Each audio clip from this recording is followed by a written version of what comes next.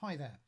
The purpose of this video is twofold. Firstly, and most importantly, it is a video to demonstrate how we use referencing in our work.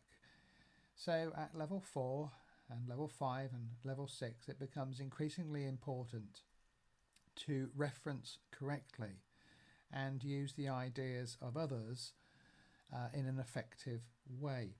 So I want to show you how to do that, and that includes citations, referencing, quotes and paraphrasing. I also want to show you some tools that I use which might help make the job easier, and also just to sort of give you an overview of how you can sort of develop these kind of skills. So let's get straight into it then. So here I'm reading an academic paper that I have found. Google Scholar can be very good for this sort of thing. There are more and more academic papers which are publicly available now and not hidden behind a paywall. And this is something that I'm looking at here, this paper, with respect to my doctoral studies. Now this could be a textbook, it doesn't even have to be electronic, but let's be honest, electronic copies of materials are a lot easier due to cut and paste and things like that. And let's say that I've been finding this interesting and I want to get somewhere. Now I've already highlighted it, but I want to think about this thought here. It's about something about teaching and lessons. So the author of this piece is a gentleman called Moore, and this paper is from 2018. And what can I do with this information here? Well, I might like to share it in different ways. So let's show you how to do that. So if I copy that, by the way, I'm using Sumatra PDF. I think it's very small, it's very lightweight, and some versions also allow annotations like that, which is helpful. But let's say that I paste this into Word. Oh, I've already done it there, but I'll do it again just for the purposes of demonstration. In fact, I'll get rid of all of that. Now remember, you might be using Microsoft Word to manage your citations. I'm using something called Zotero, and it's a reference manager, and in here these are all of the references that I've acquired over a few years. And what I've done here is that I've pasted this information from Moore into a Word document. By the way, I've already set up a title here at the end for a section called References, and also I would possibly use a section called Bibliography. So what can I do with this? Well, the first thing that I could do is what's called a direct quotation. And to do that, I would take this quote and I put it into quote marks, and I could then add the author's name and date. So by doing that, by putting this into quote marks, I am saying that this is a direct quotation of this other author's work. And I would add what is called a citation in the text where it appears, and that is this, which is the author's surname and the date. Now in this video I don't intend to go through all the different cases of how we can do this, but if it's multiple authors, then there are ways of referencing that, and I recommend that you download the LRC's referencing guide, which is really helpful. But basically, by putting that surname and the date of publication there, I'm making it very clear that this is not something that I am saying, but this is something that somebody else is saying. And by putting it into these quote marks, I am also making it very clear that it's been taken directly from that source. Now, having done that, I need to add a reference in this list of references here because I have directly referred to this piece of work. Now, Microsoft Word has ways of doing this. I'll show you how Zotero does it, and it basically says add and edit the bibliography. Okay, oh, it actually wants me to go and put the citation in first. So what I do is, it says this is different on Word, but I'm just showing you how to do it. If I type in more, I've got 2 papers on more, and I happen to know that it's this first one that I'm using. And let's try that again. Sometimes it's a little bit glitchy. More 2018, press enter. I didn't press enter, I just miskeyed there. It's actually inserted that for me there, so I don't actually have to write it in manually with this particular piece of software, and it should next add the bibliography, and I didn't really think about where I'd put my cursor there, so I should just cut that and move that into references. Now, don't be confused here, because Zotero might be confusing us slightly, but this does actually go into references because it's something that I have used clearly in my work.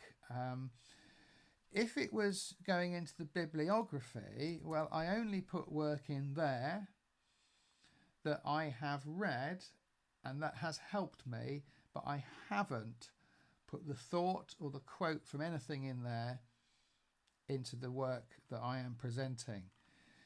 So we'll say, for the sake of argument, I don't need that bibliography.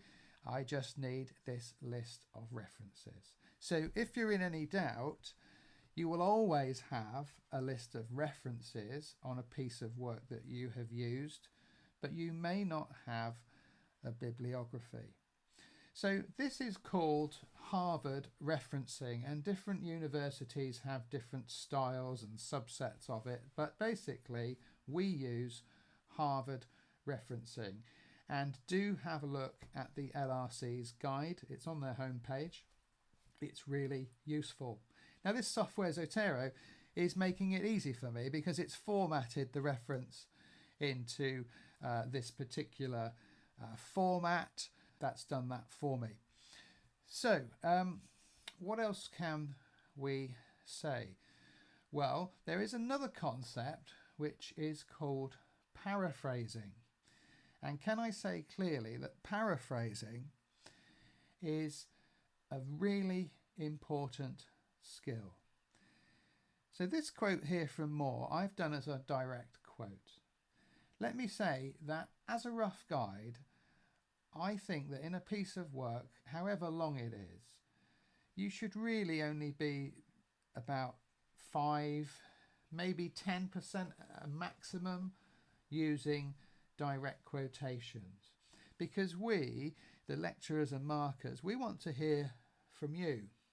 We want to know that you have absorbed the ideas of other people, but we want to hear your thoughts as well. And that isn't going to come over if you just paste in an essay with lots of direct quotations. Now, granted, if you reference correctly, direct quotations are do not get you into any difficulties. But if you don't reference things that you've used, you run into the danger of plagiarism. And plagiarism is hugely frowned upon in higher education, because plagiarism is passing off somebody else's work as your own. So if I removed that citation there, and if I took away these quote marks, and if I changed a letter there, a word,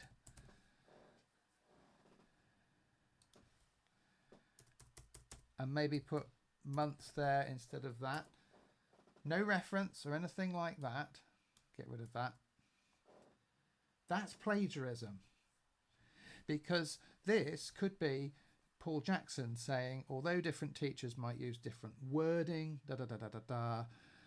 extending over a period of several days as in a workshop or many months. Okay, so I've just changed a couple of words there.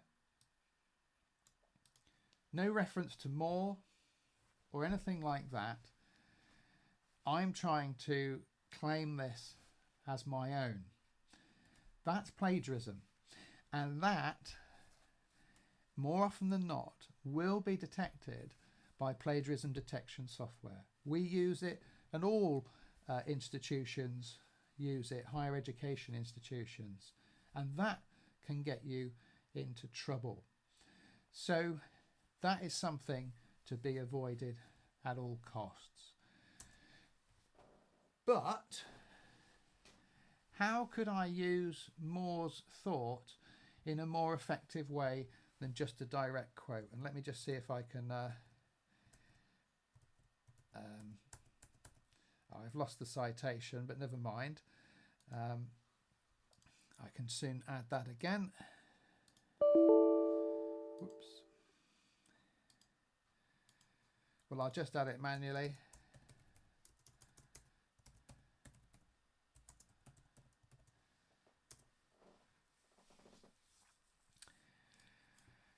How could I take this thought, give credit to the author, but also use it in a way that helps show off my thinking about a subject? So this is a skill called paraphrasing.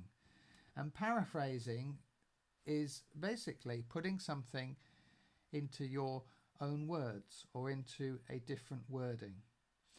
First of all, I think usually it means shortening what is said, and that's a skill that you might become more adept at as you go on in higher education, because generally, as a rule, the further you go in higher education, the more references people want to see. So how could I use more, give him credit, but also show that I'm using his thought, but I'm not actually directly quoting him? So this is paraphrasing. So I'm making this up as I go along a bit, so I'll have a go here at paraphrasing that particular statement. We could say something like, many people in education believe that planning is a vital part of the educational process. More 2018. Okay, so true, it's getting me into a bit of trouble there with formatting, alas. Highlights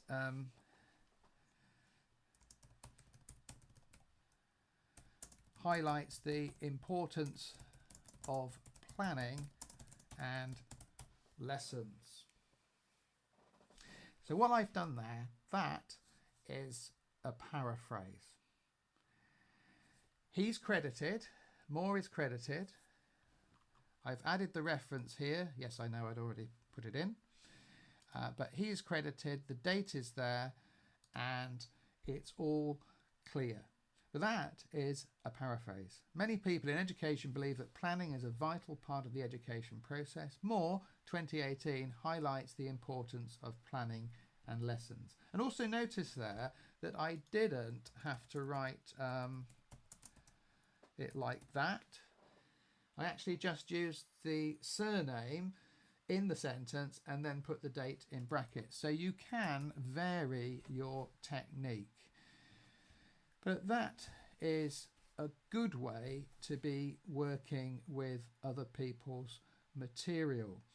And here I could maybe go on to quote somebody else in this sentence. Maybe I might try and contrast two different ideas. But the important thing is I'm putting this into my own words, and I'm not doing that just for the sake of it.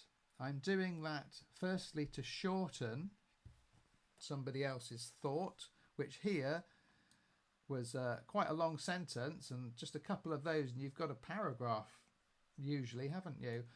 So I've shortened it a bit, but I've also put it into my own words because I'm going to say something else. I'm going to take this thought further, and maybe I could add somebody else's thought to that. So this is an important skill that you need to learn. It isn't always easy, but paraphrasing allows you to show off your own thinking and thoughts in a way that doesn't rely so much on what other people have written, and yet you are showing that you have read what other people have thought, you've read widely, and you are trying to use those thoughts to express something that you want to say.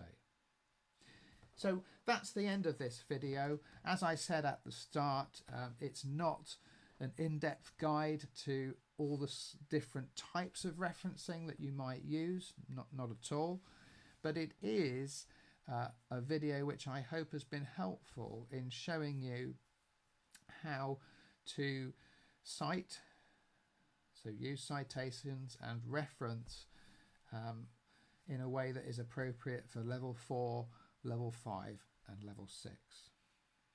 So thanks for watching.